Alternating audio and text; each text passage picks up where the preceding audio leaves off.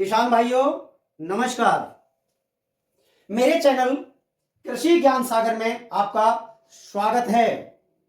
तो किसान भाइयों, मेरा आज का टॉपिक है कि पपीता की नर्सरी कैसे तैयार करें। सबसे बड़ी देखिए, मैंने पपीता पर मेरा टॉपिक चल रहा है। मैंने इससे पहले पपीते पे कई वीडियो डाली हुई है। बाकी मैं बहुत जगह ऐसा देख पा रहा हूं, मैं समझ पा रहा हूं, कुछ किसानों के यहाँ मैंने विजिट किया, जाकर के देखा, उनको समझाया और उनकी वीकनेस समझ में आया कि नर्सरी तैयार करना नहीं जानते। नर्सरी कैसे तैयार करें। सबसे बड़ी समस्या जो आती है पपीते में, नर्सरी तैयार करने की आती है। कुछ लोग बीज, महंगा बीज लेके आते हैं, बहुत महंगा बीज आता है, आज 3-4 लाख रुपए किलो का बीज आता है, लेकिन नर्सरी तैयार करनी नहीं आती। इतना महंगा बीज, बहुत रिस्क हो जाता है कि हम इतना महंगा बीज लाएं और उसे ग्रो ना कर पाए, उगा ना पाए, तो बड़ी दिक्कत वाली बात है। तो इसकी अपने को पूर्ण जानकारी होना चाहिए, तभी आप इस कार्य को करें। तो पपीते की नर्सरी बनाने के लिए आप देखिए, सबसे साधारण तरीका है कि आप पपीते का बीज लें। सर्वप्रथम आप बीज का चयन करें। बीज आप देखिए, बहुत अच्छी अच्छी कंपनियां बनाती हैं, जो आपको लगे आपके क्षेत्र के हिसाब से उस बीज का आप चयन करें। बीज के बारे में मैं आपको नहीं कह सकता कि आप इस बीज को ही लें। आप बीज अपनी मर्जी से लें, चाहे आप देसी पपाया ले लें, चाहे आप F1 पपाया ले लें, कोई भी आप हाइब्रिड पपीता लेते हैं। देखिए, जब आप कोई F1 पपीता लेते हैं, या आप जो है ना कोई अपनी खुद की बनाई हुई वैरायटी को ही लगाते हैं, या कोई आप जो है ना आपके कोई अच्छे रिसर्च सेंटर है गवर्नमेंट के, उसकी कोई बनाई हुई वैरायटी को आप लगाते हैं, कोई सी भी आप लगा सकते हैं। पपीता का बीज आप खुद चयन करें। मैं सिर्फ आपको बताना चाहता हूं कि नर्सरी तैयार कैसे करेंगे। तो नर्सरी तैयार करने के लिए सर्वप्रथम हम क्या करेंगे, देखिए, दो तरीके से नर्सरी तैयार हो सकती है। जो नर्सरी तैयार हो सकती है वो दो तरीके से हो सकती है। एक तो आप डायरेक्ट बेड बना करके, ये आप बेड बनाई, देखिए ये बेड है, ये एक बेड बनाया। बेड की लंबाई और चौड़ाई देखिए, जो इसकी चौड़ाई होती है, मेजर इसकी जो चौड़ाई होती है, ये जो चौड़ाई है, चौड़ाई होगी इसकी 3 फीट। इसकी चौड़ाई रखेंगे आप बेड की 3 फीट। इस बेड को कैसे बनाया जाएगा, पहले तो आप 3 फीट की एक बेड बनाएं, चारों तरफ से इसके मिट्टी को लाएं और इस पर मिट्टी चढ़ा दें, यानी कि थोड़ा जो जमीन है उससे थोड़ी इसको ऊंची कर लें। तो ये बेड बना करके हम क्या करेंगे, इसकी लंबाई कुछ भी हो सकती है। हम 3 फीट क्यों रखना चाहते हैं इसको, 3 फीट रखने के पीछे ये लॉजिक है कि यदि इसमें घास हो जाती है, खरपतवार हो जाते हैं, तो हम उसको कैसे निकाल सकते हैं। देखिए, हम इधर इसके चारों तरफ घूमेंगे, इधर हम जाते हैं तो हमारा जो हाथ होता है, ये 1.5 फीट, हाथ से हम 1.5 फीट तक का जो है ना चारा, इसमें से कोई भी खरपतवार को 1.5 फीट जाकर के निकाल सकते हैं ऐसे करके, और उधर से आएंगे तो 1.5 फीट तक निकाल सकते हैं, यानी कि 3 फीट हम कवर कर सकते हैं। हमें इसमें अंदर नहीं जाना पड़ेगा, हम बाहर से ही इसके खरपतवार निकाल सकते हैं। तो इसलिए हम इसकी जो चौड़ाई है वो 3 फीट रखते हैं, और लंबाई हम इसकी कुछ भी कर सकते हैं, इसका कोई अंत नहीं है। लंबाई आप अपनी मर्जी से कर सकते हैं, जितना आपका बड़ा खेत है, जितना आप चाहते हैं उतनी लंबाई कर लीजिए, बाकी चौड़ाई 3 फीट होनी चाहिए। अच्छा, ये लंबाई आपने ऐसा कर लिया, बेड बना ली, तो आपको क्या करना है, आपने बेड बना ली, सबसे पहले मिट्टी का अच्छे से इसकी खुदाई करनी है, मिट्टी की बढ़िया से खुदाई करके मिट्टी को भुरभुरी बना देना है। हाँ, एक चीज ध्यान रखिए, आप जहां आप नर्सरी बनाएं, वो जो मिट्टी है सैंडी सॉइल होनी चाहिए, यानी कि भूड़ा मिट्टी होनी चाहिए। भूड़ा मिट्टी में प्लांट जल्दी ग्रो करते हैं, और उसमें क्या है कि पानी का भी निकास अच्छा होता है। तो इसके लिए भूड़ा मिट्टी अति उत्तम है। तो भूड़ा मिट्टी वाले खेत आप चयन करें, वहां पर आप इस तरीके से बेड बनाएं। बेड बना करके आप क्या करेंगे, इसमें लगभग 6 इंच, ऐसे मान लीजिए 6 इंच, 6 इंच इसमें आप जो 6 इंच की मिट्टी है उसमें गोबर की खाद मिलाएं, सड़ी हुई गोबर की खाद, जो 2-3 साल पुरानी खाद हो, 2-3 साल पुरानी खाद, बिल्कुल भुड़भुड़ी खाद, उसमें मिलाएं, गोबर की खाद मिलाएं। और गोबर की खाद कितनी मिलानी है आपको, जैसे कि मान लीजिए 6 इंची मिट्टी है, 6 इंची मिट्टी में मिलाने के लिए भाई इसमें 1/3 यानी कि 3 हिस्सा मिट्टी और 1 हिस्सा गोबर की खाद हो। मतलब इस तरीके से मिलाइए कि 3 हिस्सा मिट्टी रहे और 1 हिस्सा गोबर की खाद रहे, यानी कि जो 6 इंची आपकी मिट्टी है उसमें इतनी खाद मिला लो कि जो 3/3 दिखे। तो इसमें इस तरीके से गोबर की खाद मिला करके और आप अब इसमें लगाएंगे बीज। बीज कैसे लगाएंगे आप? बीज पपीता का आपके पास कोई सा भी हो, चाहे घर का हो या मार्केट से लाया हुआ हो, मतलब आपके पास बीज पपीता का जैसा भी है उस बीज को आप लाएं और बीज को सबसे पहले आप थोड़ा सा गुनगुना पानी करें, कोई सा भी सीजन हो थोड़ा सा गुनगुना पानी कर लें। जैसे कि आपने देखा है डायरेक्ट समरसीबल से पानी निकलता है, वो पानी थोड़ा बाहर के पानी की अपेक्षा गर्म सा होता है, तो जरा सा और गर्म कर लीजिए उसको, थोड़ा गुनगुना पानी कर करके, और उसमें बीज को आप 24 घंटे के लिए भिगो दें किसी भी बर्तन में। उस बीज को 24 घंटा भिगोने के बाद आप निकालें, फिर उसको थोड़ा सा किसी भी कॉटन के कपड़े में या जूट की बोरी में उसको थोड़ा सा पानी को, मतलब जब तक पानी सूख ले इतना उसको थोड़ा सा वो फरेरा कर ले। तब इस तरीके से वो जो थोड़ा सा पानी हट जाएगा उसका, हवा लगा ले उसके अंदर। फिर आप क्या करेंगे, उसे बीज को उपचारित कर लें। कोई भी फंजीसाइड से आप उसको, जैसे थायरम है तो आप थायरम से उसको उपचारित कर लिए, तो थायरम से आपने उपचारित कर लिया। यहां तक कि आप गाउचो से भी उसको ट्रीटेड कर सकते हैं। तो आप उसको ट्रीटेड कर लिया, उस पर तो मतलब कोई ज्यादा नहीं लगती है, वो 2 ग्राम पर केजी के हिसाब से लगता है, तो बहुत ज्यादा नहीं लगता, 2 ग्राम 3 ग्राम पर केजी काफी होता है थायरम। तो आप इतना थायरम लगा करके उसमें उपचारित कर लिया। उपचारित गीला सा होता है, बीज उस टाइप पे लग जाता है। लगाने के बाद इसमें आप ये जो है इसमें आप लाइनें खींच लें 6-6 इंची पर। देखिए 6-6 इंची पर नर्सरी में इसमें लाइनें कतार बना लें। 6-6 इंची की जितनी कतार बन जाती है उतनी आप ऐसे करके 6-6 इंची पर कतार बना लें। 6-6 इंची पर कतार बन गई। अभी ये बिल्कुल सूखी है बेड, अभी ये सूखी मिट्टी है, इसमें खाद मिला हुआ है केवल। चाहे तो आप और भी कुछ उर्वरक मिला सकते हैं, थोड़ा सा NPK मिला सकते हैं, बाकी बहुत ज्यादा उर्वरक की आवश्यकता नहीं है। कोई पूरा एक मान लीजिए कोई 100 मीटर का भी बेड है तो उसमें 2-3 किलो आप मिला लीजिए NPK। मिलाएं तो ठीक, नहीं तो आपका कोई जरूरी नहीं है। तो आप क्या करेंगे, अब ये लाइनें बनाई आपने, तो इसमें आप 6-6 इंच की दूरी पर, 6-6 इंच की दूरी पर, इस तरीके से 6-6 इंच की दूरी पर लगभग इतना 1.5 से 2 सेंटीमीटर, 1.5 से 2 सेंटीमीटर, देखो ये होता है करीब 1 सेंटीमीटर, तो 2 सेंटीमीटर इतना होता है। तो यानी कि 1.5 से 2 सेंटीमीटर गहराई में इसमें बीज आप डाल दीजिए। किसी से भी उंगली की सहायता से भी आप इसमें डाल सकते हैं। जरा सा मिट्टी हटाई और 1.5 से 2 सेंटीमीटर गहरा इसमें यहां पर बीज डाल दीजिए। बीज डाल दीजिए, फिर मिट्टी से इसको कवर कर दीजिए सभी को इसी तरीके से।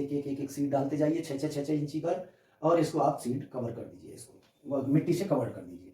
मिट्टी से कवर कर दिया आपने इसको, फिर आप इसमें उसके बाद हजारा से या पानी डायरेक्ट भी आप चारों तरफ चैनल पे पानी छोड़िए, तब इसके ऊपर पानी घूम जाए आप पानी बंद कर दीजिए, या हजारा से इसको आप पानी डाल दीजिए। हजारा से पानी डाल दीजिए, इसको नमी दे दीजिए, यानी कि ये तर हो जाए। तो ये पानी आप डाल देंगे, ठीक है, इस तरीके से आप पानी डालते रहिए। तो ये ऐसा करने से 10 से 15 दिन में जर्मिनेशन आ जाता है। 10-15 दिन बाद इसका जर्मिनेशन आ जाता है, और लगभग जर्मिनेशन के 20-25 दिन में ये रोपाई के लायक हो जाता है। 6-6 इंच के प्लांट हो जाते हैं।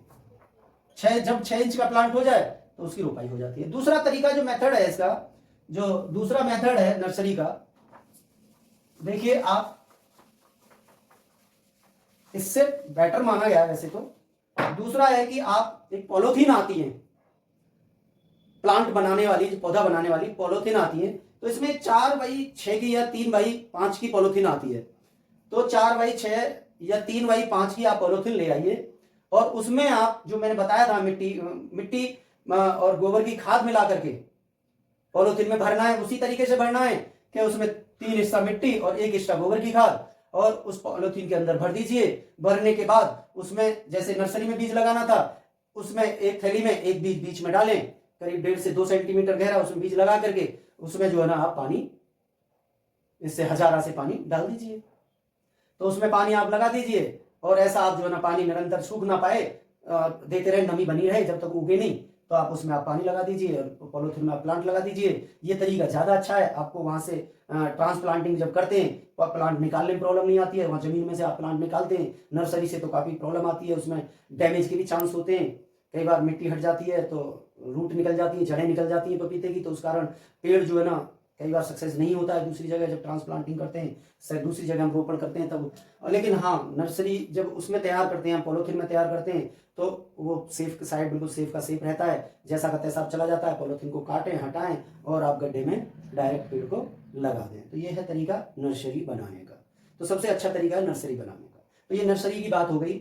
इसके बाद अब रोपण वाली बात करते हैं कि आप इसको दूसरी जगह ट्रांसप्लांटिंग कैसे करेंगे, रोपण कैसे करेंगे। तो रोपण करने का जो तरीका है बहुत अच्छा तरीका मैं आपको आज बताने को जा रहा हूँ। खेत की तैयारी आप कर लीजिए। देखिए, खेत की तैयारी 1 महीना पहले से आपको लगना पड़ेगा। 1 महीना पहले खूब अच्छे से बुआई मतलब जुताई करें, खेत की जुताई करके खूब रोटावीटर चलाएं, 3-4 जुताई करें, जमीन को भुरभुरी बना दें। फिर उसके बाद आप कम से कम बता रहा हूं 3-3 फीट के बेड बनाएं। 3-3 फीट की आप बेड बनाएंगे। बेड बना करके फिर उसमें आप देखिए, पपीता जो मोस्टली जो पपीता लगता है, पपीते से पपीते की दूरी 6 फीट, पपीते से पपीते की दूरी, पेड़ से पेड़ की दूरी, प्लांट टू प्लांट डिस्टेंस होता है 6 फीट। अब रो टू रो डिस्टेंस जो है ना इसका आप 7 फीट भी कर सकते हैं और 6 फीट भी कर सकते हैं। तो रो टू रो आप 6 फीट कर लीजिए, यानी पंक्ति से पंक्ति की दूरी आप 6 फीट कर लीजिए, या फिर आप 7 फीट कर सकते हैं, या फिर आप 7 फीट कर सकते हैं। ये दूरी बिल्कुल सही है, परफेक्ट है।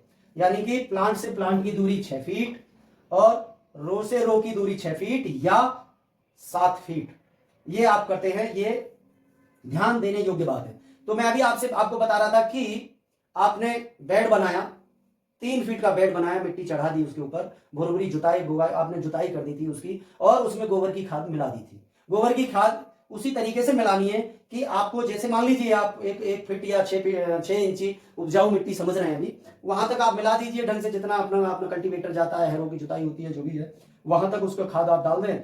इतना खाद मिल जाए कि आपको ऐसा दिखे कि क्या हाँ भाई, मिट्टी में 3 हिस्से का, तीसरे हिस्से का गोबर का खाद मिल चुका है। तो इस तरीके से आप गोबर की खाद डाल दें। नहीं तो सबसे बेस्ट तरीका है कि आप बेड बनाएं और उसमें बेड बना करके, बेड आप लगभग पौध रोपण से पहले, यानी कि ट्रांसप्लांटिंग से 1 महीना पहले आप बेड बना लें। 1 महीना पहले आप बेड बनाते हैं तो आप क्या करेंगे, उस बेड में देखिए जो मैं अभी बता रहा, प्लांट से प्लांट की दूरी 6 फीट। जैसे कि आपने ये 3 फीट का बेड बनाया, ये बेड बनाया 3 फीट।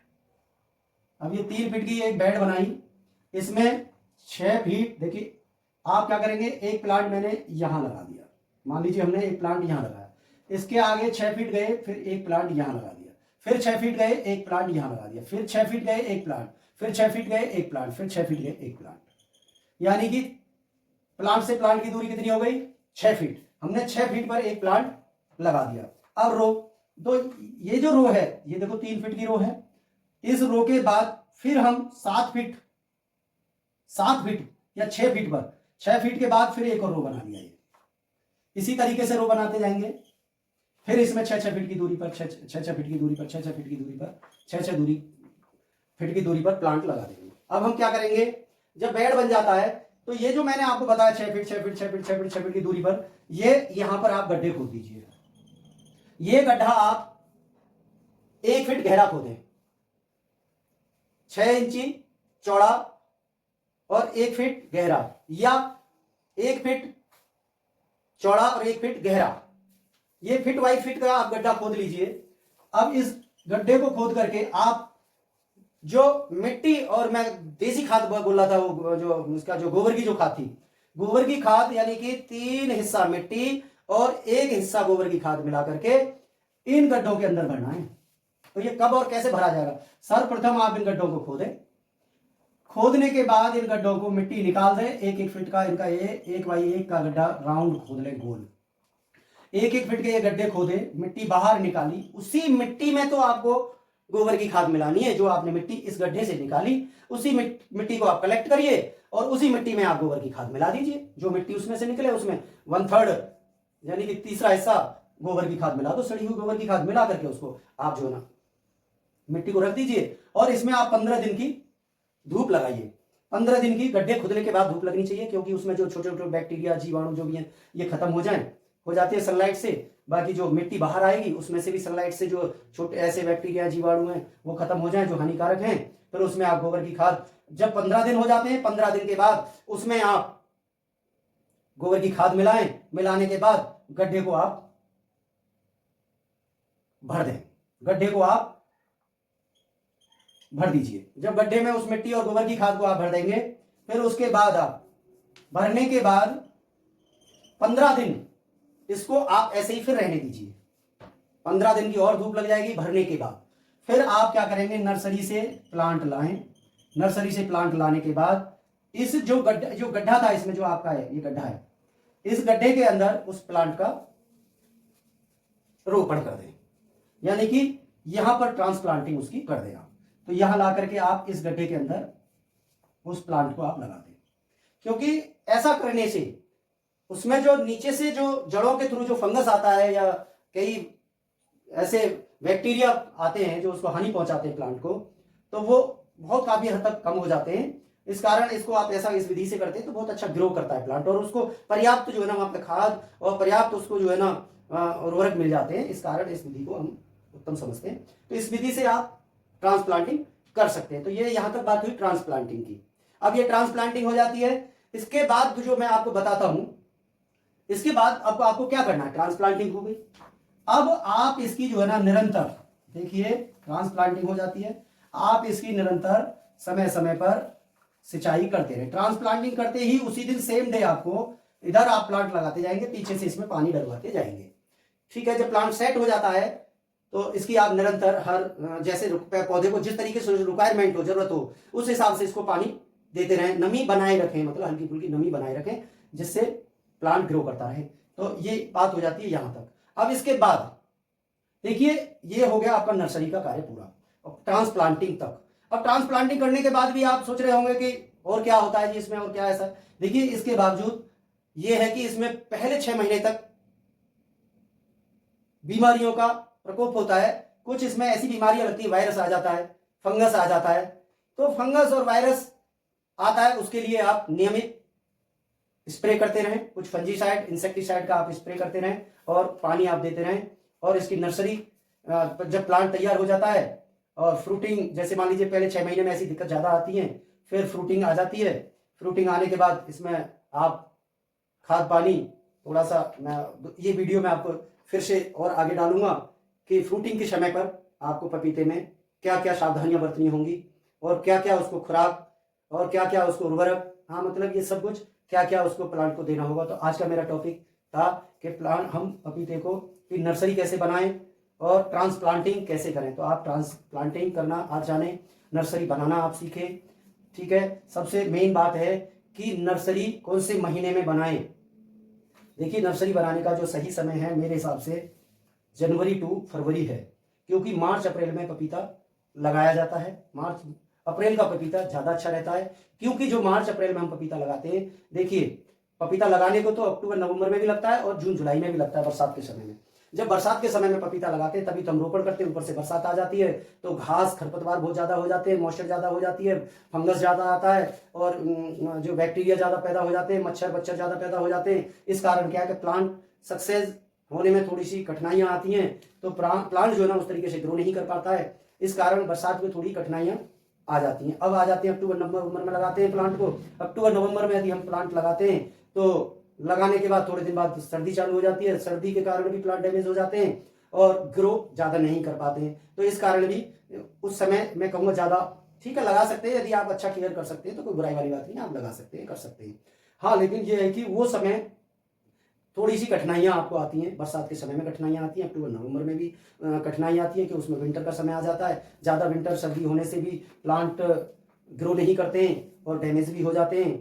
और इसी प्रकार ज़्यादा बरसात होने से और बरसात के समय में ज़्यादा बरसात होने से ग्रो नहीं करते हैं और डैमेज हो जाते हैं, बहुत सारी बीमारियां अटैक करती हैं। अच्छा, जो ये मार्च का जो महीना होता है, मार्च और अप्रैल, मार्च अप्रैल में जब प्लांटिंग आप करते हैं, ट्रांसप्लांटिंग आप करते हैं, मतलब सॉरी आप प्लांट लगाते हैं, तो उस समय क्या है, क्लाइमेट ना ज़्यादा गर्म होता है ना ठंडा होता है, ना कोई ज़्यादा बीमारियों का प्रकोप होता है, ना ज़्यादा मॉइस्चर होती है, ना कोई ह्यूमिडिटी ज़्यादा नहीं होती है, तो उस टाइम पे फंगस और बैक्टीरिया कम डेवलप होते, और गर्मी भी ज़्यादा नहीं होती है, तो इसके लिए सुइटेबल क्लाइमेट वही है मेरे हिसाब से। तो उस टाइम पर कोई ऐसी बीमारी, मतलब बीमारियों से बच जाता है प्लांट, जब तक प्लांट सेट हो जाता है। जब तक रेन आती है तब तक, देखिए वो जब तक रेन आती है तब तक प्लांट पूरा सेट हो जाता है और उस लायक हो जाता है कि वो फंगस और रेन से भी अपने मतलब लड़ाई लड़ सकता है, यानी कि ज़्यादा उस पर इफेक्ट नहीं होता है। और जब तक विंटर आती है तब तक तो फ्रूटिंग टाइम आ जाता है, तो तब तो बिल्कुल ही उस पर ज़्यादा असर नहीं होता है विंटर का भी। तो इसलिए मेरा मानना है कि जो पपीता है, सही टाइम तो यही है। ट्रांसप्लांटिंग का जो टाइम है वो है मार्च टू अप्रैल, और नर्सरी का जो टाइम है जनवरी टू फरवरी, ये बेस्ट टाइम है। तो ये मैं आपको इतना ही कहूँगा आज। और किसान भाइयों, नमस्कार। मेरा चैनल नया है, मैंने अभी तक किसी को, मैंने बहुत सारी वीडियो डाली हुई है, मैंने कभी नहीं कहा कि आप इसको सब्सक्राइब करिए, लाइक करिए। आपको अच्छा लगता है तो सब्सक्राइब करिए, आपको लगता है तो लाइक करिए, आपको लगता है तो फॉरवर्ड करिए। ये देखिए, मैं एक वीडियो में भी नहीं बोला, फर्स्ट टाइम मैं ऐसा कह रहा हूं आपसे कि आपको अच्छा लगता है तो आप इसको सब्सक्राइब कर सकते हैं, लाइक कर सकते हैं, और आप इसको फॉरवर्ड कर सकते हैं।